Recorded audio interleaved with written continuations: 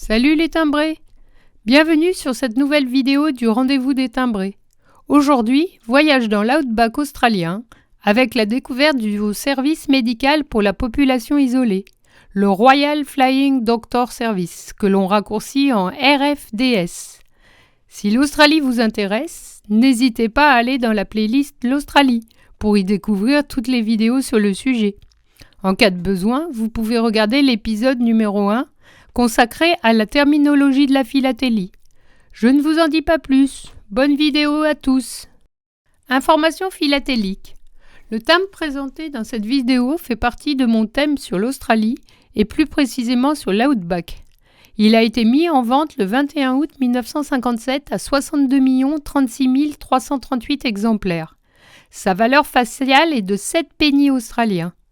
Pour les collectionneurs, sa taille est de 38 sur 25 mm et sa référence Iver-Etellier est AUPA9, PA signifiant poste aérienne. Description du timbre. Regardons maintenant notre timbre de près. Les deux mentions obligatoires pour en faire un timbre à usage postal sont bien présentes. Le nom du pays émetteur, Australia, est indiqué en bas à gauche sur la même ligne que sa valeur faciale. Celle-ci est de 7 pennies australiens dont le symbole est un D minuscule. Comme mentionné dans la vidéo numéro 5 sur Canberra, le penny australien fut en vigueur de septembre 1910, date de la création de la monnaie en Australie, au 14 février 1966, date de son remplacement par le dollar. Grâce aux deux timbres australiens présentés en vidéo, nous constatons que les timbres australiens de cette période, fin des années 1950, début des années 1960, ne comportent aucune mention facultative. L'avenir nous dira si ce constat est généralisable dans le temps. Le sujet du timbre est explicité par son titre, en haut sur toute la largeur du timbre, son dessin. Il représente les 3 symboles du service présenté. La carte d'Australie. Le RFDS intervient dans toute l'Australie, quelle que soit l'accessibilité du lieu. L'avion, c'est le moyen de communication le plus symbolique du service, car il permet d'aller partout. Le caducée, il représente l'emblème du corps médical. Les 2 prochaines diapositives correspondent par écrit au texte de la description du timbre que vous venez d'entendre. L'histoire du RFDS. Avant la fondation du RFDS, les personnes qui vivaient dans l'outback australien ne bénéficiaient que de peu d'aide médicale.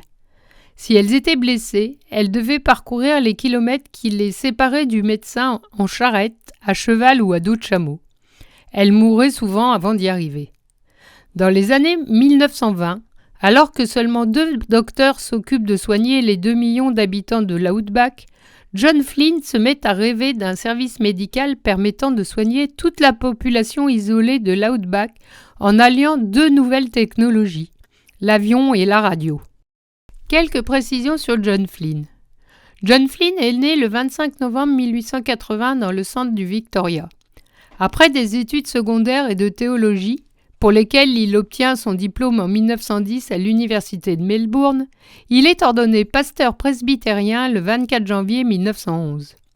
Intéressé par l'outback et avant même de décrocher son diplôme, John Flynn aide d'autres pasteurs dans leur travail missionnaire sur le terrain. C'est dans ce contexte qu'il imagine ce qui deviendra plus tard le RFDS.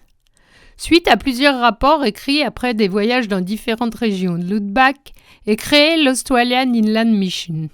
En 1917, John Flynn reçoit une lettre du lieutenant Clifford Peel qui lui suggère d'utiliser l'avion pour apporter une aide médicale dans l'outback. Héros de guerre, il fut abattu en France à l'âge de 24 ans au cours de la Première Guerre mondiale et ne sut jamais qu'il était à l'origine par son courrier de la fondation du RFDS. Au cours des années 20, Flynn fit une autre rencontre importante pour l'histoire du RFDS. Hutton Fish, un des fondateurs de Qantas. En 1927, Qantas et l'Aerial Medical Service, entreprise de Flynn, signent un accord pour l'exploitation d'une ambulance aérienne, nommée Victory, à partir de Cloncurry, dans le Queensland.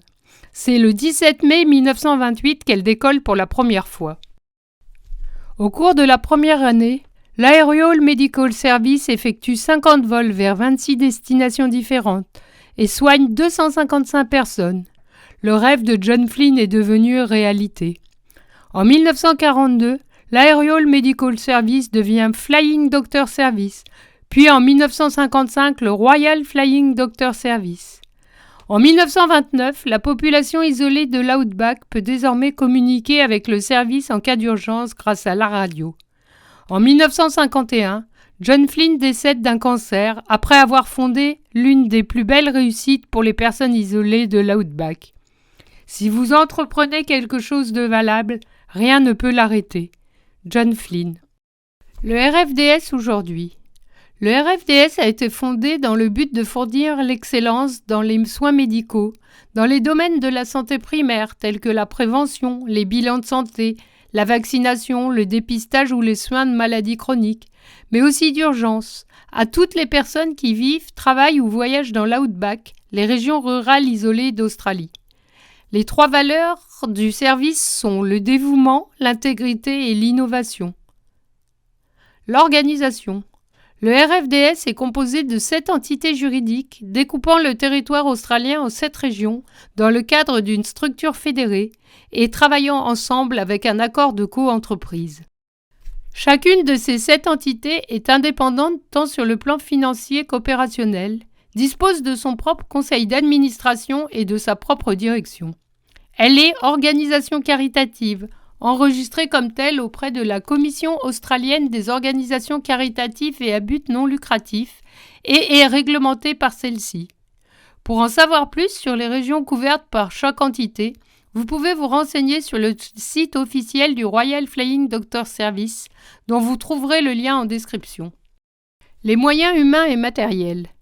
En 2022, le RFDS a dans toute l'Australie 2307 employés, 78 avions répartis sur 23 bases aériennes, 183 véhicules terrestres et 65 cliniques.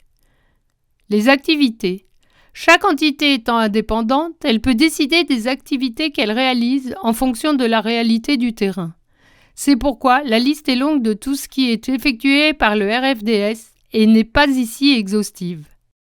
Pour toutes les découvrir précisément, rendez-vous sur le site officiel du RFDS, dont le lien est en description. Voici les principales. Intervention aéromédicale d'urgence, transfert de patients en véhicule terrestre, soins de santé primaire, soins de santé mentale, soins de santé bucco-dentaire, éducation à la santé, téléconsultation. Pour quels résultats? Voici quelques chiffres pour la période juillet 2021-juin 2022. Nombre total de contacts avec les patients, 387 042, soit 1060 par jour. Nombre patients transportés par avion, 45 374, soit 124 par jour. Nombre de patients transportés par la route, 72 775, soit 199 par jour. Nombre de soins de santé primaire, 24 050, soit 66 par jour. Nombre de téléconsultations, 63 481, soit 174 par jour. Ces chiffres sont tirés du rapport annuel des 12 mois précédents, qui sort tous les ans et qui est consultable sur le site internet. Il montre la grande utilité du service aujourd'hui. Cette nouvelle vidéo est désormais terminée. Merci de l'avoir regardée jusqu'au bout. Vous l'avez peut-être constaté quand vous démarrez ma vidéo, vous pouvez soit la regarder, soit l'écouter, soit faire les deux. L'idée est que, où que vous soyez, vous puissiez. Si cette vidéo vous a plu, n'hésitez pas à vous abonner, si ce n'est pas déjà fait, à cliquer sur la cloche pour être notifié des prochaines vidéos, à cliquer sur le petit pouce vers le haut et à laisser un commentaire. À très vite pour le prochain épisode.